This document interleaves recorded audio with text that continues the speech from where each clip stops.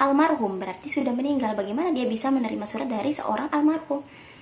Jadi geng, ayah si Elizabeth Short ini nggak mati, dia nggak meninggal, dia ini masih hidup dan dia sudah memulai kehidupan barunya di California katanya. Laki-laki nggak ada akhlak.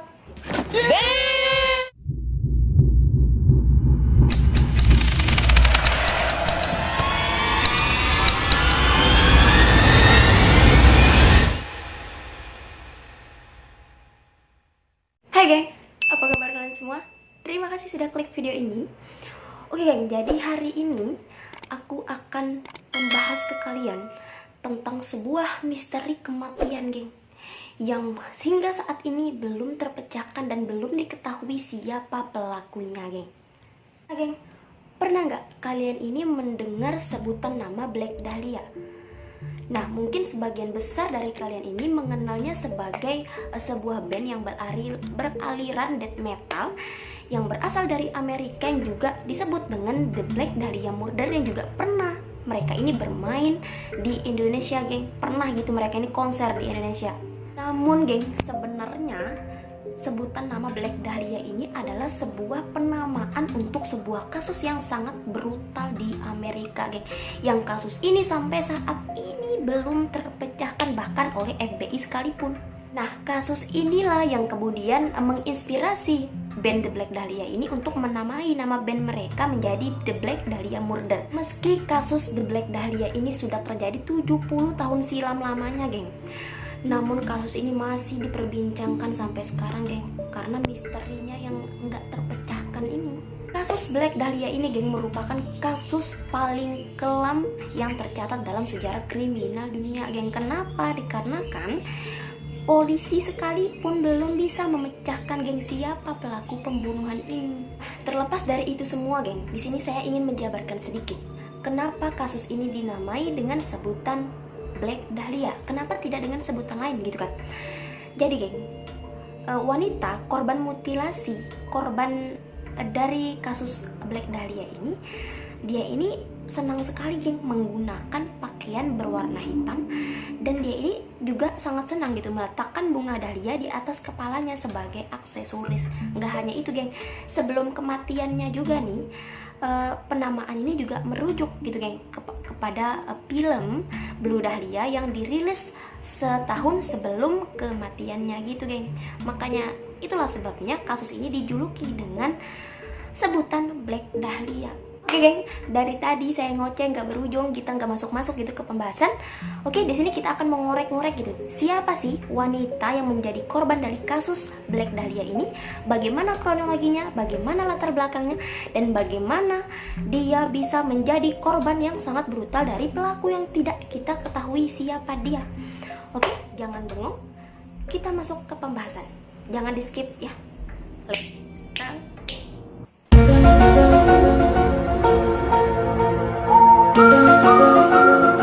Ya, kenalin, geng, namanya Elizabeth Short, wanita 22 tahun yang lahir pada tanggal 29 Juli tahun 1924 di Hyde Park, Boston, Massachusetts, Amerika Serikat. Jadi dia ini adalah anak ketiga dari 5 bersaudara, 5 putri. Ayahnya bernama Cleo dan ibunya bernama Poip My Short. Sekitar tahun 1927, keluarga Short ini, geng, mereka pindah ke Portland, Maine sebelum menetap di Medford, Massachusetts, pinggiran kota Boston di tahun yang sama. Nah, disinilah si Elizabeth Short ini dibesarkan dan menghabiskan bagian besar hidupnya, geng. Kemudian setelah pindah, ayah si Elizabeth Short ini kemudian membangun sebuah lapangan golf yang akhirnya pasar sahamnya ini bangkrut gitu, geng. Ambruk gitu, yaitu pada tahun 1929 dikarenakan tabungannya ini semuanya habis gitu. Dan keluarga si Elizabeth Short ini bangkrut, jatuh miskin gitu mereka, geng. Kemudian, geng, lanjut pada tahun 1930, mobil ayah si Elizabeth Short ini, geng, kemudian ditemukan terbengkalai di jembatan Charleston di Boston. Dan banyak orang berasumsi bahwa ayah si Elizabeth Short ini melompat ke sungai melakukan bunuh diri gitu, geng. Mungkin dikarenakan tadi frustasi gitu kan. Dia bangkrut, keluarganya jatuh miskin, makanya dia ngelompat. Mungkin gitu. Jadi orang-orang berasumsinya dia ini bunuh diri. Percaya bahwa suaminya ini telah meninggal, akhirnya ibu Elizabeth Short ini geng pindah dia, memboyong kelima putrinya dan tinggal di sebuah apartemen kecil di Medford dan bekerja sebagai pemegang buku untuk menghidupi kelima putrinya ini geng. Elizabeth Short ini geng, ketika ia berusia 15 tahun, dia ini bermasalah dengan bronkitis dan mempunyai asma yang parah sehingga dia ini menjalankan operasi paru-paru gitu geng. Dan dokter menyarankan agar dia ini pindah gitu ke tempat yang iklimnya ini lebih rendah gitu geng, selama musim dingin. Akhirnya geng, ibu si Elizabeth Short ini mengikuti gitu saran dokter bahwa anaknya ini harus tinggal di tempat yang beriklim ringan. Akhirnya si Elizabeth Short ini dikirimlah ke Miami, Florida. Di sana itu ada teman-teman dan keluarganya geng. Selama 3 tahun berikutnya geng, si Elizabeth Short ini tinggal dia di Florida selama musim dingin dan menghabiskan sisa tahunnya di Medford bersama ibu dan saudari-saudarinya ini geng. Nah, dan tahun kedua si Elizabeth Short ini geng keluar dia dari Medford High School, setara kayak dengan SMA gitu geng. Dia tamat SMA di tahun kedua itu. Kemudian geng, yaitu pada akhir tahun 1942 ibu dari Elizabeth Short ini menerima surat geng dari almarhum suaminya. Surat dari almarhum suaminya. Almarhum berarti sudah meninggal. Bagaimana dia bisa menerima surat dari seorang almarhum? Jadi geng, ayah si Elizabeth Short ini nggak mati, dia nggak meninggal, dia ini masih hidup dan dia sudah memulai kehidupan barunya di California katanya. Laki-laki nggak ada akhlak. Kemudian lanjut geng, yaitu pada bulan Desember, tepatnya si Elizabeth Short ini genap berusia 18 tahun. Akhirnya dia memutuskan untuk pindah dan tinggal bersama ayahnya, yang walaupun dia tidak pernah melihat ayahnya ini sejak dia ini berusia 6 tahun geng. Saat itu ayahnya ini bekerja di galangan kapal angkatan laut di Pulau Mare di Teluk San Francisco geng. Tidak lama dia tinggal bersama ayahnya, karena suatu hal gitu dia ini bertengkar gitu dengan ayahnya, berdebat dengan ayahnya, yang menyebabkan si Elizabeth Short ini pindah lagi dia geng, yaitu pada Januari tahun 1943. Jadi si Elizabeth Short ini geng sering sekali dia pindah dari satu kota ke kota lain, satu tempat ke tempat lain gitu ya. Dia ini memilih tempat yang dimana hatinya itu nyaman gitu geng. Jadi Elizabeth Short ini anaknya ini keras kepala gitu geng. Dia ini mau semaunya gitu, seenaknya gitu. Mungkin dia berpikirnya gini, ini hidup saya gitu kan, jadi terserah saya, suka-suka saya. Mungkin itu prinsipnya dia, sehingga dia ini nggak bisa dibilangin orangnya yang keras kepala gitu. Pada pertengahan tahun 1943 si Elizabeth Short ini pindah dia geng ke Santa Barbara, di mana dia ini ditangkap geng, yaitu pada tanggal 23 September 1943. Dia ini ditangkap di dalam bar karena dia ini minum, padahal dia ini masih di bawah umur geng. Kemudian geng, otoritas remaja nih mengirim si Elizabeth Short ini untuk kembali ke Medford. Namun karena nakal, karena gak bisa dibilangin, si Elizabeth Short ini geng balik lagi dia ke ke Florida. Dia lanjut geng, yaitu pada tahun 1946 si Elizabeth Short ini pindah lagi dia ke Los Angeles geng. Elizabeth Short ini geng menghabiskan 6 bulan terakhirnya di California Selatan. Di sana itu dia bertemu dengan lelaki bernama Mark Hansen, di mana Mark Hansen ini memberikan dia ini sebuah pekerjaan di klub malam geng. Dan si Elizabeth Short ini menyewa sebuah tempat tinggal sekamar gitu untuk dia tempati di belakang klub malam Florentine Gardens di Hollywood Boulevard namanya. Telah banyak dijelaskan gitu kan geng, bahwa si Elizabeth Short ini digambarkan sebagai sosok aktris gitu kan. Tapi menurut beberapa sumber, si Elizabeth Short ini memang memiliki cita-cita yang sangat tinggi untuk menjadi aktris, yang walaupun dia ini tidak memiliki pekerjaan acting gitu geng, atau kayak semacam pekerjaan artis gitu. Dia ini bukan artis sih sebenarnya, tapi dia ini memiliki cita-cita untuk menjadi artis, dan dia juga pernah gitu mengikuti ajang kecantikan gitu juga geng. Kemudian geng, yaitu pada tanggal 9 Januari 1947 Elizabeth Short ini kembali dia ke Los Angeles, ke rumahnya, setelah perjalanan singkatnya dari San Diego bersama pacarnya yang bernama Robert Manley, yaitu seorang salesman yang berusia 25 tahun yang sudah memiliki istri tapi sudah dikencani oleh si Elizabeth Short ini. Nah, menurut pengakuan si Red Manley ini, dia telah menurunkan si Elizabeth Short ini di Hotel Biltmore dikarenakan Elizabeth Short ini katanya akan bertemu dengan saudarinya yang datang berkunjung dari Boston katanya, geng. Nah, pada sore hari, menurut catatan staf Hotel Biltmore itu, dia pernah melihat gitu si Elizabeth Short ini menggunakan telepon lobby yang sebelum si Elizabeth Short ini dinyatakan tewas gitu, geng. Hotel Biltmore itu, geng, berada di pusat kota Los Angeles. Nah, ternyata tempat itu merupakan tempat terakhir si Elizabeth ini terlihat setelah kemudian ia ditemukan tewas, geng.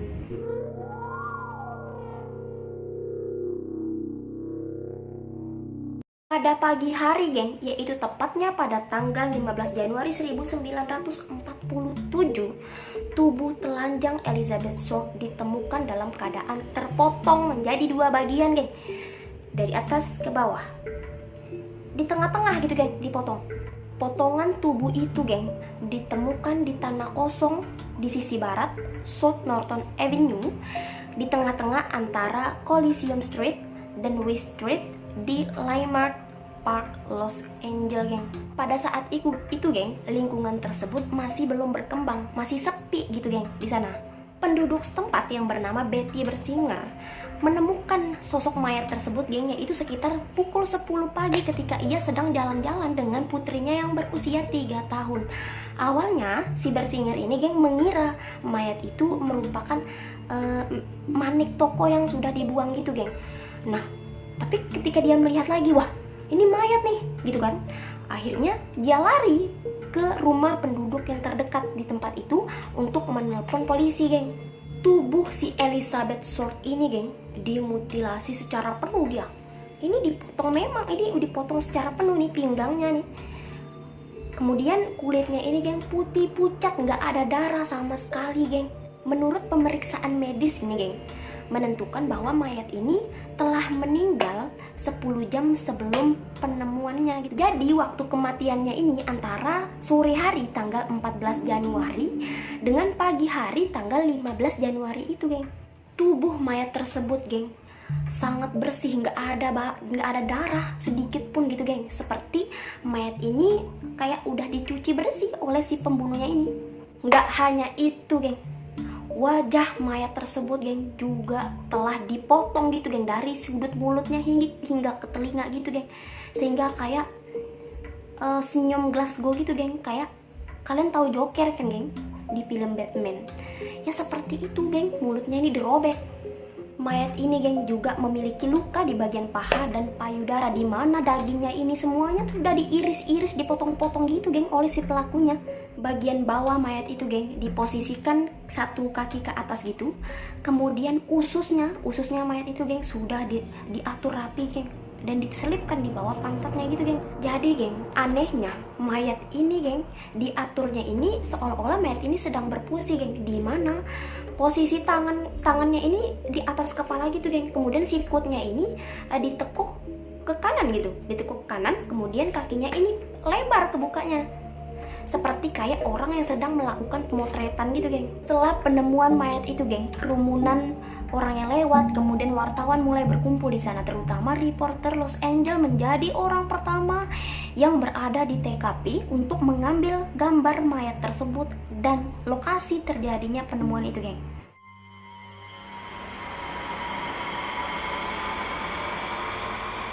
Nah, geng, otopsi tubuh si Elizabeth Short ini dilakukan yaitu pada tanggal 16 Januari 1947 oleh Frederick Newbar namanya. Jadi laporan otopsi Newbar ini mengatakan bahwa Short ini memiliki tinggi 5 kaki, kemudian berat 115 pon yaitu setara dengan 52 kilo, kemudian memiliki mata biru muda, rambut coklat, kemudian gigi yang rusak parah katanya, geng. Dan juga si Elizabeth Short ini di tangan kakinya ini ada bekas ikatan gitu, geng, bekas tali yang diduga si Elizabeth Short ini sebelum dihabisi gitu, dia diikat dulu gitu, geng. Nah, kemudian tubuh si Elizabeth Short ini telah dipotong seluruhnya dengan teknik yang diajarkan, yaitu pada tahun 1930-an yang disebut dengan istilah hemicorporectomy. Nah, jadi bagian bawah tubuhnya si Elizabeth Short ini, geng, telah diangkat dengan memotong tulang belakang. Jadi luka menganga lainnya berukuran panjang 4,25 inci atau 108 mm, geng. Nah, diduga si Elizabeth Short ini meninggal setelah pendarahan dari luka wajah dan shock karena pukulan dari arah belakang, tepat di bagian kepalanya, geng. Jadi dia ini tewas pas dipukul di bagian kepalanya dan kehabisan darah. Nah, kemudian baru deh dia dimutilasi secara brutal oleh si pelaku. Newbar menyatakan bahwa, geng, lubang anus si Short ini melebar dia pada 1,75 inci, yaitu 44 mm, menunjukkan bahwa ada kemungkinan bahwa si Elizabeth Short ini telah diperkosa, katanya, geng. Nah, namun dari hasil pengujian untuk mengetes keberadaan sperma gitu, hasilnya ini negatif gitu, geng. Jadi si Elizabeth Short ini nggak diperkosa. Terus, nah, jadi dari sinilah orang-orang makin bingung gitu. Motifnya apa? Si Elizabeth Short ini dibunuh, diperkosa juga enggak, tapi cuman dimutilasi, dipotong, dibunuh gitu, geng. Nah, pertanyaan penting di sini adalah bagaimana mereka tahu kalau mayat itu adalah Elizabeth Short? Nah, sementara tadi itu mayat ini sudah dimutilasi seaneh mungkin gitu kan, geng. Dari mulutnya tadi sudah dirobek sedemikian hancur gitu, kemudian dibelah dua, semuanya sudah dipotong-potong sampai kita itu hampir tidak mengenali siapa mayat itu. Jadi bagaimana menurut kalian? Jadi Elizabeth Short ini, geng, dapat diidentifikasi setelah sidik jarinya ini dikirim ke FBI melalui sound foto, di mana sound foto ini digunakan untuk mengirim gambar melalui telepon yang juga biasanya digunakan untuk foto berita gitu, geng. Nah, jadi sidik jari si Elizabeth Short ini, geng, terdapat di file itu karena penangkapannya yaitu pada tahun 1943.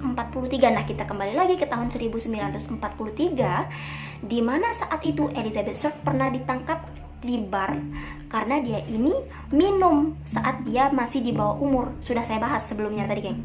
Nah, geng, jadi pihak penyelidik ini beranggapan bahwa pemotongan tubuh si Elizabeth Short ini sangat rapi gitu, geng, sesuai anatomi manusia.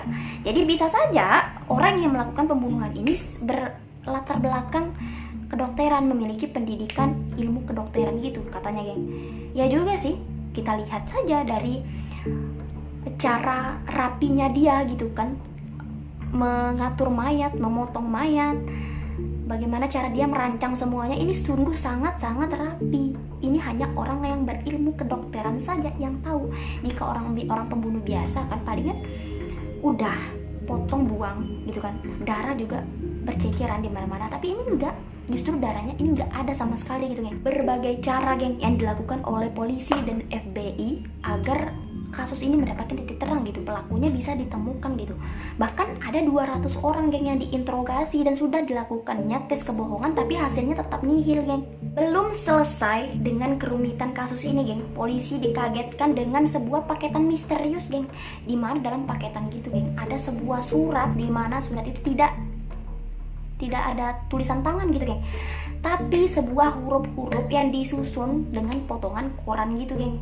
Nggak hanya itu, di dalam paket itu juga terdapat barang pribadi milik Elizabeth Short, yang dimana di situ hanya terdapat kayak kartu-kartu seperti kartu jaminan sosial dan segala macam, dan juga foto si Elizabeth ini bersama rekan kerjanya. Nah, jadi polisi ini makin bingung gitu, geng, karena walaupun ada paketan seperti itu, tidak ada petunjuk gitu bagaimana polisi ini bisa menyelesaikan, bisa meringankan pekerjaan mereka ini. Karena bingung, karena polisi ini sudah menemukan jalan buntu gitu kan, geng, akhirnya polisi ini memutuskan untuk mewawancarai semua orang yang dekat dan mengenal Elizabeth Short.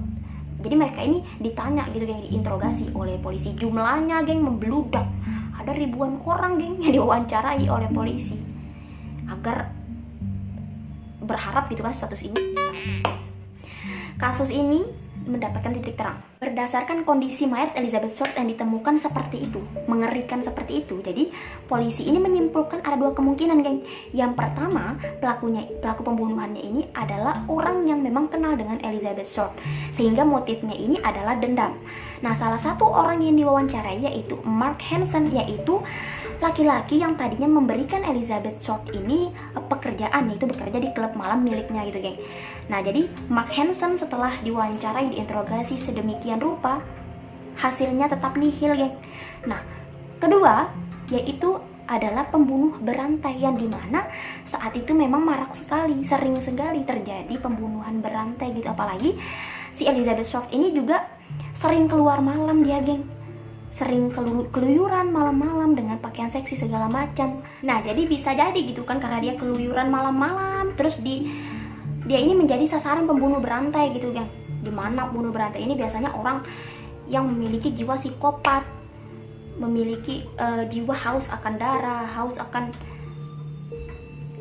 ya, orang seperti itu biasanya orang-orang yang keluar malam seperti itu, sering keluyuran malam, biasanya menjadi sasaran penjahat biasanya, geng. Nah, dalam beberapa tahun terakhir, geng, ada seorang pria bernama Steve Hodel yang mengaku kalau ayahnya yang telah meninggal, yang juga merupakan seorang dokter lah, yang telah membunuh si Elizabeth Short ini. Nah, kebetulan juga si dokter itu, ayah si Steve Hodel itu masuk gitu, geng, dalam daftar 22 nama orang yang sangat dicurigai. Nah, nggak hanya ayah dari si Steve Hodel ini, tapi polisi juga mencurigai pelaku pembunuhan itu adalah pemilik dari hunian kamar tempat si Elizabeth Short ini tinggal saat itu. Meski demikian, geng, nggak peduli berapa banyak teori, kemudian buku, hingga film dokumenter yang mengangkat kisah ini, geng, kasus Black Dahlia ini masih menjadi kasus yang belum terpecahkan hingga saat ini, geng. Dan nggak peduli juga gitu berapa polisi, kemudian berapa ahli yang terlibat dalam kasus ini, tetap aja gitu kasus ini belum terpecahkan dan belum diketahui gitu siapa pelakunya. Sampai sekarang, jangankan kita gitu kan, geng, para polisi, para detektif sekalipun belum ada yang mengetahui siapa sebenarnya pembunuh si Elizabeth Short ini. Banyak juga gitu, geng, orang-orang yang mengaku bahwa mereka lah yang telah membunuh si Elizabeth Short ini.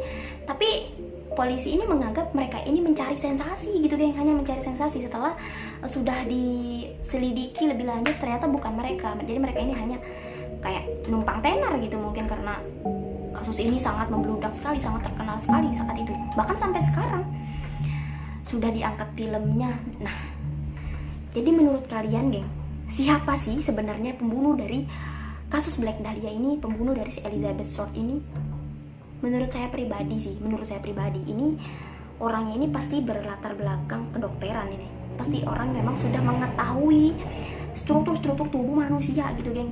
Bahkan tadi hasil otopsi mengatakan bahwa dia ini dipotong-potongnya ini sudah sangat rapi sekali gitu kan, geng.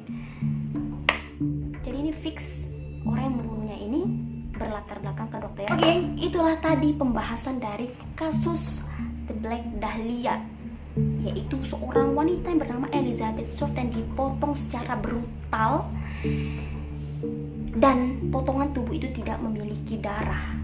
Tidak memiliki darah sama sekali, saking rapinya cara si pembunuh ini membunuh korbannya gitu, geng. Dan ini entah apa motifnya dia membunuh si Elizabeth Short ini.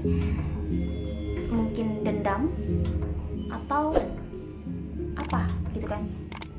Oke, geng, mungkin itu saja yang dapat saya sampaikan. Itu saja pembahasannya, kurang lebihnya aku minta maaf. Kita ketemu di pembahasan selanjutnya. Thanks for watching, bye bye.